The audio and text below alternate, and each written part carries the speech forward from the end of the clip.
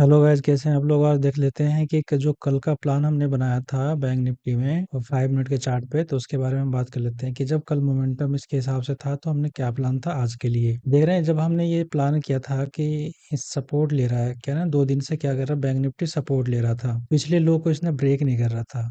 लो लगाया जा रहा था लेकिन ब्रेक नहीं हो रहा था। तो इससे ये पता चल रहा था कि कहीं ना कहीं मार्केट क्या कर रहा है, सस्टेन कर रहा है। तो ये मार्केट एक रेंज बना रहा था। जब क्या हुआ कि आज मार्केट पिछले का जब चार्ट देखेंगे आप, तो पिछले का चार्ट में ये दिखेगा कि यहाँ पे सेलर बैठा हुआ था, है ना।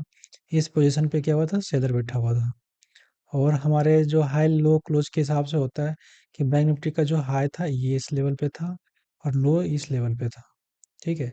इसमें क्या हुआ, कल मोमेंटम बनी लेकिन कुछ खास नहीं बनी, एक जगह ही 400-500 पॉइंट के अंदर ही यहाँ बनाता रह गया।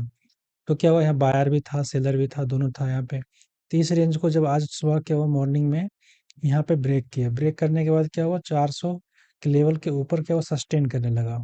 सस्टेन करने यहाँ पे बनाया रेंज। रेंज करने के बाद ब्रेकआउट दिया। ब्रेकआउट देने के बाद एक अच्छा मोमेंटम ऊपर की ओर मिलते देखने को मिला।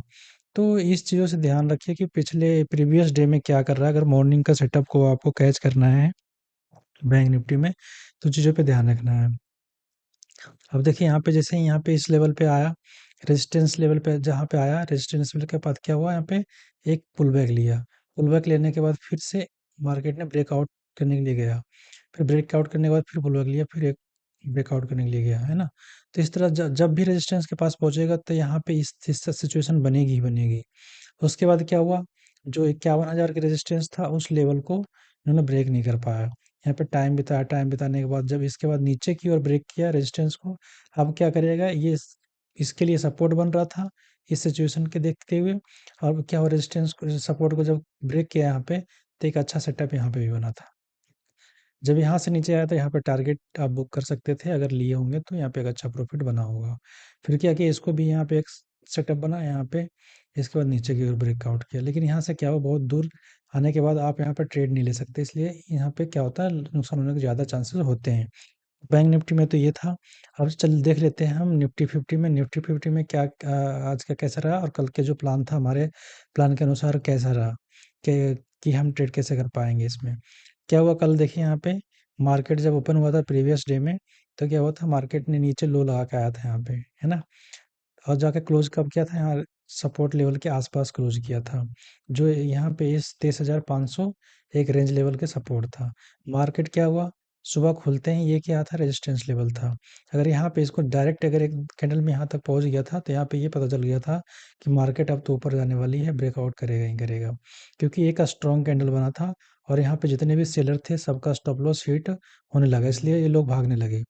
और यहाँ पे जब देखेंगे ऊपर की ओर, तो एक और एसएल यहाँ पे जो सेलर से बैठा होगा इस पोजीशन पे। तो यहाँ पे देखिए यहाँ पे क्या था, सेलर बैठा हुआ था। यहाँ पे ये सेलर बैठा हुआ था, तो यहाँ पे हुआ टाइम थोड़ा सा बिताया, टाइम बिताने के बाद यहाँ पे तो मेन सेटअप देखिए यहाँ पे बना था। उसके बाद क्या, एक अच्छा मोमेंटम ऊपर की ओर मिल गया।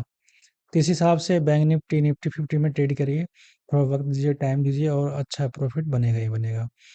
तो इन दोनों को देखते हुए यहाँ सेम चार्ट उसका ये भी बना, जैसे कि यहाँ पे इस रेंज को ब्रेक नहीं कर पाया, डबल टॉप बना। डबल टॉप बनने के बाद एक रेंज बनाया, रेंज बनाने के बाद एक ब्रेकआउट हुआ। ब्रेकआउट होने के बाद देखिए यहाँ पे एक सेटअप बना था। इस सेटअप को ब्रेक किया जैसे ही, एक अच्छा मोमेंटम फास्ट मिला था। तो ये मोमेंटम मिलनी चाहिए। ये जब मोमेंटम मिलेगा, जब जाके प्रॉफिट हमेशा अच्छा होगा, है ना।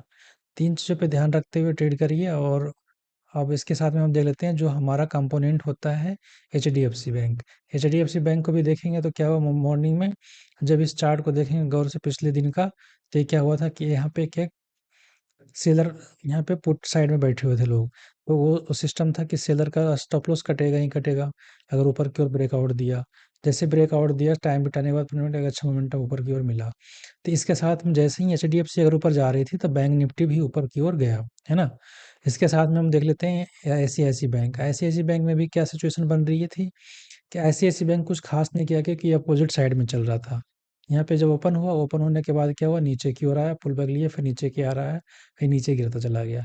लेकिन इसके साथ में एचडीएफसी बैंक के साथ में एक्सिस बैंक और कोटक बैंक एक अच्छा साथ दिया, जिसके कारण बैंक निफ्टी और निफ्टी फिफ्टी ऊपर जाने की ओर अच्छा मोमेंटम मिला। तो आज की वीडियो में इतना ही।